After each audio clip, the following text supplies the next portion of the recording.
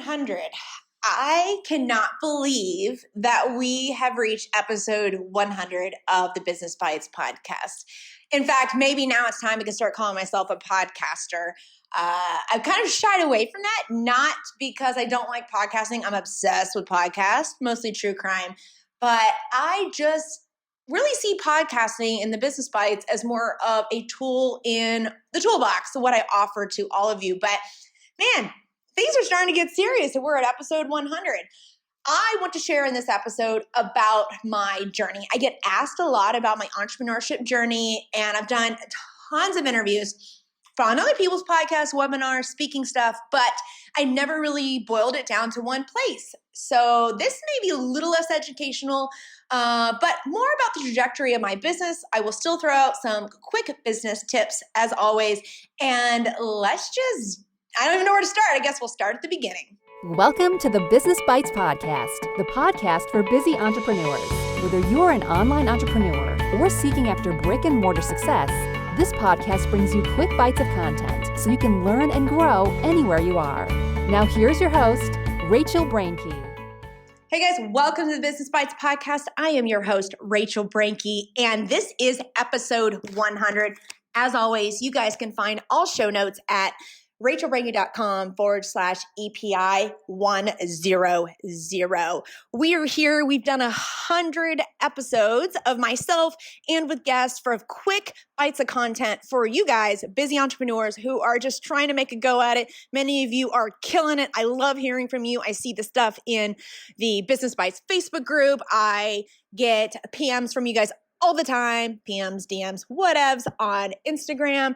And one of the top questions y'all have asked me over the years of doing this is, how did I get here? Well, first, let's preface this episode to say, here is not the end. Here is not like the pinnacle of where I want to be. As you figured out, I'm multi-passionate, ever evolving, ever growing, like many of you are. And I'm just going to keep doing this thing. I love it. I love being able to, even though I'm talking to myself, sitting in the office now to talk to you guys here, I feel like I am reaching out and touching and making a difference. And that has been my primary goal of this entire journey. And it's really fun. You know, some days it can be very frustrating thinking that I'm getting lost in the noise. There's so much out there, as you're going to see as I share in chronological order of how I got to where I'm at and where I plan to go. But the noise has kicked up so much in the last few years, and it can be very disheartening. And I share that. As you guys know, I like to share my heart. I'm very transparent. And don't look at somebody who's at 100 episodes, top podcasts on Apple and think, oh, they made it. They don't have struggles. Yeah, maybe a little easier than it was in the beginning. Some days it's not. There are some things that are much more difficult, especially when you do put yourself out there to the world, which we'll get to that in the episode now. Where do I start? I guess at the very beginning. The very good beginning is a good place to start. Bonus points if you know what that is from. Sound of Music, by the way. All right, so way back in the day before internet. Well, not necessarily, but pretty close. In fact, I was the tender age of actually middle school, elementary. This is where it starts. I promise it won't be so long-winded. But I remember I've never really fit into the box. And in fact, my second child, I have 5. My second child right now is my daughter. She's very much like me, and we're struggling with some of the same issues that I had when I was younger, and it was being super analytical. And I remember telling my teachers ways that they could change their filing system and their grading system and how they could organize how to hand out homework, and that wasn't well received in school. But I knew then that I never really was going to fit into the box, and I always wanted to seek to improve things. And so fast forward to like the tender age of 19, 20, met my husband. I was in college at University of Texas. My husband was active duty Army, had already completed one tour to Iraq, and met him. And it was a whirlwind romance. We got married very quickly, very young, as you probably have heard, a lot of military couples do. And spoiler, it's been 15 years now. We're still together. 5 more kids later, 3 more dogs. But at that time, I was still in college and I already knew that I wanted to go into business of some sort, wasn't sure what, was still kind of dabbling with this idea of, oh, I love crime stuff. I mean, I'm obsessed with crime podcasts. Like Sinisterhood is one of my absolute favorite. So I was going to school for criminology and criminal justice, and I hadn't really truly matured. One of the benefits, and I do admittedly put this out there, is that I had the resources to go to college, and school did kind of come easy to me and still kind of does too. And I think that's just some of that super analytical. I can read something, I scrutinize, and I'm able to develop a good argument. Now, throw math and science at me, that's not happening. Pull out my calculator, that kind of thing. But when it came to history, English, and all of that, did very well. A really good time, fairly average, I guess, in undergrad. And we got married and had our son and our oldest. And then I was like, you know what? I really don't know what I want to do. I'm obviously going to try to finish undergrad and I need to work. So I was waiting tables. I also did a brief stint at a bank. Really wasn't my thing, sitting at the counter trying to sell bank accounts to soldiers. And so I ended up going back to waiting tables, which I had done in high school. And what's funny, I've probably mentioned it on a couple episodes, I definitely found that waiting tables has immensely taught me a lot about running a business, immensely a lot about customer service, client psychology, all of that. And because you run into a variety of people, the more efficient that you work, the more money you can make. You get people in, get people out, but not make them rush. And so I was waiting tables, but about that time was also when I was diagnosed with cancer, thyroid cancer. And I remember sitting there, I got the phone call. They didn't bring me in, actually, Army, that's the way they roll. They just called me and the scheduler was like, hey, we're going to take your tumor out. And I was like, say what? But I remember distinctly sitting there, and this was before iPhone. So mind you, when I say it was before the internet, Facebook was not even around. Maybe it was on the cusp. I think Zuckerberg may have had the idea, was hammering it out, but it's nothing compared to what we know now. MySpace was kind of the thing and this is where I learned to code. So I do all my own websites, and this is where I learned to do some coding stuff, and with the glittery backgrounds and the autoplay music, super fun. But I remember sitting there and looking at my son, who was a year and a half, if that, too, and thinking, if I make it through this, I don't want to work for someone else's dreams and goals. I want to work for mine. And I want to be as present for my kid/kids. I didn't know if I'd have any more. Didn't really intend on having a big family. Spoiler, we have 5. And I just distinctly remember that feeling. And so all those feelings kind of came back from when I was criticizing my teachers of how to change things. And that's when I really dug into learning about business. Remember, this was during the time when this freemium model where you can log on to blogs and get business insights, podcasts, and all that, they were not super prevalent. They're not nearly what it is now. And so I dug into learning about business. At the same time, I was also started up my own online apparel shop. I did a little dabbling in graphic design on GIMP. Ooh, awful. But I did it, and I was making money, and I was putting all the money. And when I say making money, we're talking like 2 nickels to rub together. So what I was doing in order to save money, school, online as much as I could during the day to be with our son, worked on the business while he napped. And then in the evenings, I was waiting tables, and my husband was enlisted. We did not have a lot of funds. We were bankrolling everything ourselves, and which is the story of many people. And thankfully, we had healthcare through the Army, so we didn't have to worry about that too much. But we were putting all the money that we could, of course, not taken away from my family, but any extra money that I had, picked up extra shifts, waiting tables, longer hours. I put that all into the business, into this apparel and learning of business. Fast forwarding a bit through this, people started asking me questions about business. They saw that I was doing decently well with this side hustle, this apparel shop, and they wanted to know how they could get in to do this. And again, there was not the freemium model, so you couldn't just log online really and get the info. And this is really where I started doing a lot of my blogging. I also decided to go to school and get my MBA. During this time, husband was in and out, deployed to Iraq, and was working full time. I did some time as a government contractor to kind of help pay for the MBA, thinking that a business degree had to be the way, because that's the old school way, right? Had to be the way that I was going to become a successful business owner. I'll tell you guys what, Now things kind of make sense, but at the time, honestly, if you don't have a business degree, that's a-okay. You don't need to go to business school in order to learn how to run a business. Just doing it and getting to know other people, listening to podcasts like this are definitely the way that you can go about it. So fast forwarding a few years, I'm trucking along. I'm doing a lot of the blogging, getting to know other people. I'm sharing about how to run a business. And this kind of included the setting up and legal aspect of stuff. And I realized, there's something here. So let me see about law school. And law school also came about because we had dealt with secondary infertility as a result of my radiation treatments and surgeries from cancer. That's why there's a 4.5-year age difference between my first and second son and daughter.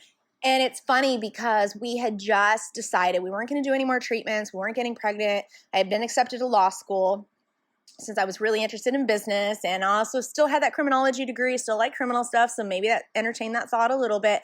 And literally the day after I paid my deposit for law school, we found out we were pregnant with our daughter without any treatments, and so that was incredible. I still went to law school. I had her the first year. Husband was deployed or gone to training and then was deployed my second year.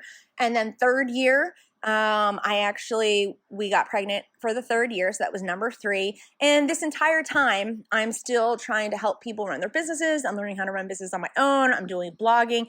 And I set up one of my most prominent brands, the Law Tog, because I had also started offering photography services to some of my business consulting. And admittedly, I've never shied away from this, was using photography as a way to be creative and balance my brain from law school, but also so that I could make money, because we had gone during this time from being like a 2 income to 1 household to 2 household, because he was away at training and had to pay there, and did geobacheloring for military spouses for a while. So anyways, finances were tight. And you're not supposed to work during law school, especially your first year, but I was continuing the business consulting and stuff. And so, I kept trucking along, started getting the blogging going, the Law Tog got going, and it took off. It is the legal resource for photographers. A lot of the info like you guys get here is over there as well. It's thriving. It's amazing. And I decided, hey, when I exited law school past the Texas bar, I also have the Virginia bar, I was like, you know what, there's something here. Even though we're starting to spin up in the online sphere of all this freemium information, there's not a lot of people sharing about legalities from the context of being an entrepreneur and doing it yourself. Because I was running my own apparel business, doing photography, I was doing consulting. And so as an entrepreneur myself, I understood what a lot of entrepreneurs were going through, but I was also able, with the education, the licensing, and the experience, combine it all together. And that's where a lot of the brands that you see now, the Law Tog for photographers, Fit Legally comes a little later, once I started getting active in fitness stuff, and then the Business Bites under Rachel Branke, which is me. And ended up adding a couple more kids, as a total of 5 to the family. And I've just continued to grow and done multiple income streams. We've owned a co-working space, the apparel online store, some investing in some other companies as silent investors. And it's just been really good way and trajectory. But I'll tell you what, it's not always easy. And I'm not saying this from a place of like, oh, woe is me, it's always hard. Anytime you start a new brand, you may have some leverage because you already kind of workflows and processes, and I kind of copied and pasted over workflows, processes, and approaches from one to another. But you definitely, when you start new, you're starting new. And I still look fondly back at when I was really spinning up my core businesses that are still my core businesses now, but I really do kind of miss that baptism by fire. I mean, I remember sitting in my office during law school. I was tired, school all day. I was pregnant, had Joshua that first year, and I had all this studying to do, and I still had to respond to all my clients and everything. And I remember I was just so burnt out, and I was so tired. Husband was deployed, so there was that stress. And it forced me to get my ish together. It forced me to find workflows and processes that work better. And I encourage all of you, especially if you're feeling overwhelmed and burnt out. And I still use this today. If I start feeling stressed out and burned out, I often always look and ask myself, what are you doing that's inefficient here? Could you offload some of this? Do you need to be doing all of this? That's another question too, because I think as entrepreneurs, we definitely are all out. We're all in. We got to do it all. And you just have to ask yourself, is that client really going to care if you answer at 11:52 p.m. or if you answered at 6:30 a.m. when you wake up? Like, the reality, are they going to care about the 7-hour difference? And it's little things like that, excuse me, that I learned through all of this. And when I got into my 30s, I was having baby number 5 about that time. And, after the cancer, I had struggled with a lot of weight. I had struggled with some postpartum depression. It did impact my businesses. And it was just kind of an alignment of success trajectory for some of the brands was going high. It went quicker than I realized, and I couldn't keep up, along with self-esteem. And it's a same story that many of you guys approached. And getting through that, I entered into triathlon. And many of you have probably seen where that's transpired. I've now gone into running and triathlon. I'm on Team USA for 2 seasons. And then I also did Ironman World Championships the year before last. And so it's been an incredible journey, not just professionally. I think that's one of the things that we miss a lot when we hear interviews is where people have come from. It's so easy to look at the chapter right then or the last few years, but not really understanding where the seeds of the ideas. I remember it in elementary school thinking, I just want to fix and make things better, right? And that's impacting other people, which actually, this is a good time for me to bring in that I struggled for a long time with this idea of, am I going to go into the for-profit sector, and is that selfish? Because one of the things that I always thought in the back of my mind of improving, I always wanted to help impact others. That's why I even got into doing the business consulting and stuff at first, is because I was thinking, I'm at home with my son. I would love for other moms or parents to be able to do the same. And I struggled for a long time, especially because there was a hot bit going into law school in the first year. I really thought, you know what, let me use my criminology degree. I really had a heart for prosecuting child sex crimes. And I struggled for quite a while of admitting that I quote unquote followed the money. And it wasn't because I followed money because I was greedy. My family needed it at the time. Husband was still active duty. And I was going to spend the same amount of money for daycare that I was going to be making as a prosecutor. And so I turned down the prosecutor position, and that was really hard. And I never really publicly shared that. I've really never fleshed that out in an interview before. Now, I share all that to say, you can make an impact. And it's okay if it's in a for-profit type sector like this.